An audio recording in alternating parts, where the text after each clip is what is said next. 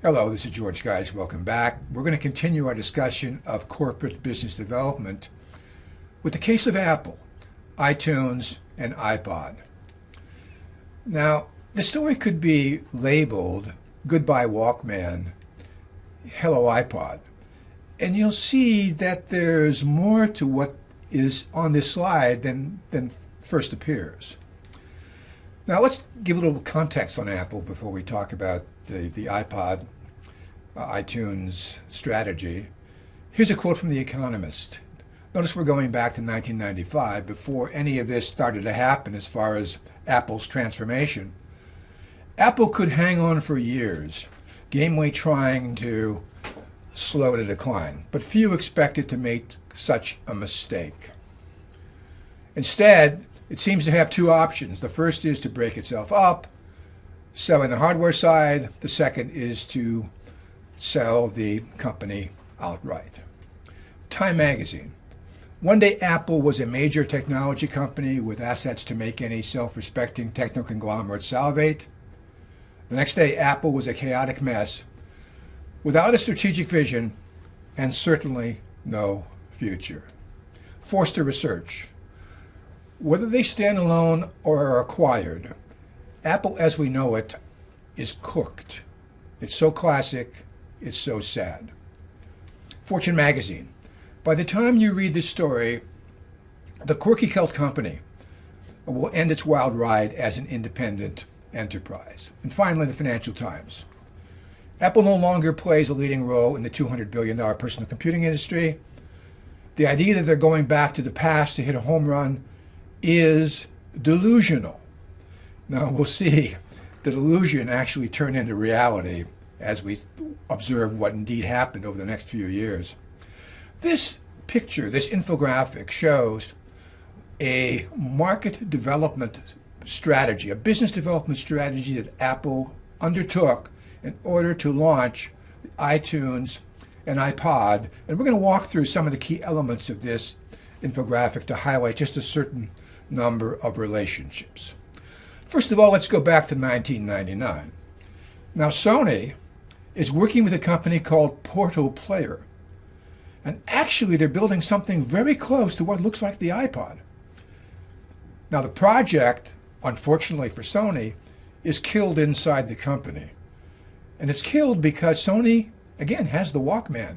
And it's really hard to cannibalize a product that's doing so well. So Sony slows this down. Sony does not move forward.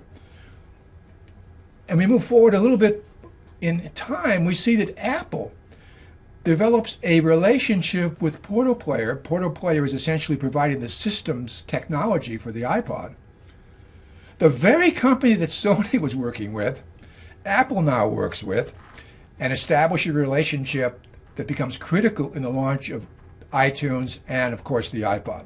And by the way, Sony is also involved in licensing technology to Apple. They don't have any clue exactly where it's going to go, but they're licensing battery technology.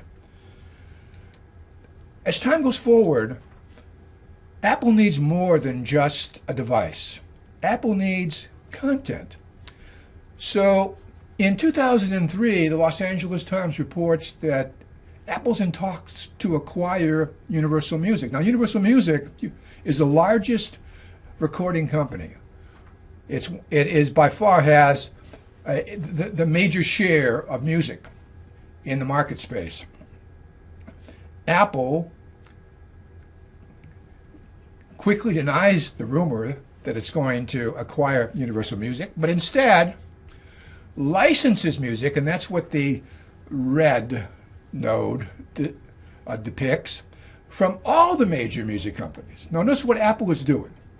It's building a library of music that's very broad because it wants to be able to deliver that as an asset in order to sell iPods, which is really where it wants to make its money. Had it bought Universal Music, it would become in competition with these other major music companies, and being in competition may have meant that these other companies, such as Warner Music and others, would have been far less likely to license the music content to Apple, content what it's needed to be able to build out its business model effectively. Notice Apple shrewdly now decides it's not going to purchase Universal Music, but instead establishes a different form of business development, a licensing agreement, in order to build and give it the capabilities to launch iTunes.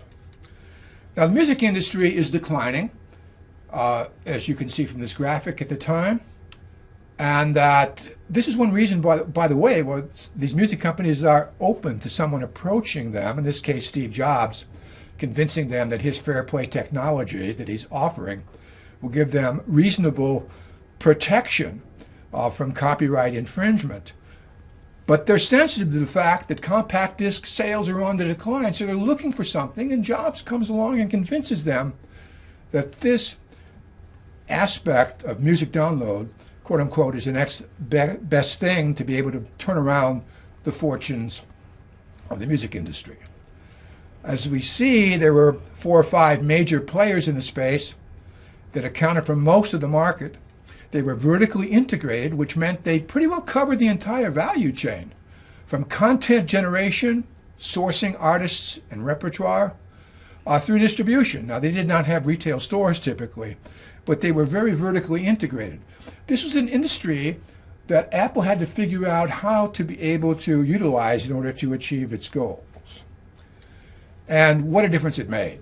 You can see from the graphic that shortly after the launch of the iTunes iPod platform, Apple's share price started to dramatically increase. Apple had made a transformation. Now, while I'll be the first to acknowledge that the design of its products was critical in this transformation, we also need to stress and emphasize that as an entrepreneurial company, Apple was making good, solid choices in its business development activity, in this case, focusing on licensing music content, which enabled it to have a broad enough library to make the iPod device extraordinarily attractive. So in summary, Apple was successful in selecting the key pieces of its business model to keep in-house. Now, the design obviously was critical in the user interface, but also it structured business development relationships to control other needed pieces. And of course, some of those biggest pieces had to do with music content. Now, consider the classic definition of entrepreneurship that we've talked about throughout this course. Entrepreneurship is essentially pursuing opportunity relentlessly without regard to what you now currently control. Apple did not control the music industry, but Apple influenced it enough to be able to achieve its business model. And that's exactly what you need to do in your entrepreneurial ventures, thinking about the business development relationships that are important for you, not necessarily to control, but to influence enough to achieve your goals. Now, there's many options when you talk about constructing business development DNA. We've seen licensing, minority investments, acquisitions, joint venture, joint purchasing, co-marketing. You need to think through in your entrepreneurial venture which ones are critical to you to achieve your goals. And you want to select value activities that control or influence business relationships in order to drive your success. Now, next time, we're going to be talking about another entrepreneurial company, Google. And we're going to talk about what Google did in the area of what we're going to term semi-organic growth. We're going to ask the question, what's distinctive about semi-organic growth?